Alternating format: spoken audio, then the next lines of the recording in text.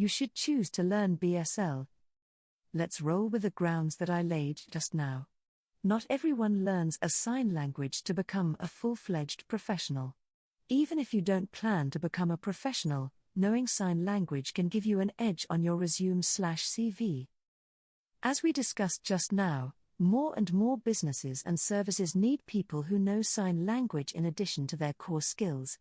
They don't hire a full-time interpreter in most cases, as that's not a cost-effective solution. Most instances will require you to have a basic understanding of BSL. So a salesman, a manager or an executive who can communicate in BSL2 is all that they need. If you're that person, that'll keep you miles ahead in your job search. In fact, the point that I'm making here ties very neatly with our next topic. Schools should teach British Sign Language. BSL is an official minority language in the UK, along with Welsh, Cornish or Gaelic. Still, the special kids, whose only means of communication is signs, need to go to special schools with the necessary facilities for teaching these kids.